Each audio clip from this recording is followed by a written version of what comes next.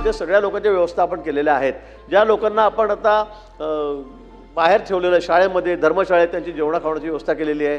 त्यांना आता धान्याचे किट पुढचे 10 दिवस 15 दिवस पुरतील असे की त्यामध्ये 10-15 किलो तांदूळ आहेत, 10 किलो गहू आहेत, त्याच्यामध्ये साखर असेल, त्याच्यामध्ये तेल असेल, तूप असेल, हळद, मीठ, कारण त्यांच्या घरामध्ये सगळं पाणी शिरलेलं होतं, सगळं ओलं झालेलं आहे आणि म्हणून त्यांना ती मदत करण्याचा शासनाने निर्णय घेतलेला आहे। मी पालघरला स्वतः लगेच सांगून आजकालमध्ये त्यांना त्या ठिकाणी 1000 लोकांना ते किटसुद्धा दिलेले आहेत। ज्या लोकांना बाहेर ठेवलेलं आहे त्यांची सगळी व्यवस्था, पिण्याच्या पाण्याची शुद्ध पाणी आपण बॉटल देतो आहोत, मिनरल वॉटर देतो आहोत, त्यांना त्या ठिकाणी ओढण्या पांघरण्याची व्यवस्था केलेली आहे, त्यांना जेवणाची व्यवस्था त्या ठिकाणी केलेली आहे।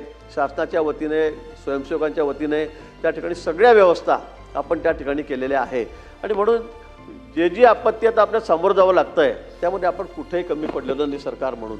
कालच आमच्या खात्याच्या माध्यमातून आपण 1-1 कोटी रुपये सगळ्या जिल्ह्यांना तात्काळ दिले, कारण म्हणून मग पैसे खर्च करायचे म्हणून परवा त्यांनी निर्णय केला, काल निर्णय केला की 1-1 कोटी सगळ्या जिल्हाधिकारी 6 जे जिल्हे आहेत त्यांना 1-1 कोटी दिले। अजून लागले तर अजून सांगा, कुठे त्याच्यामध्ये आम्ही कमी त्या ठिकाणी पडलेलो नाही।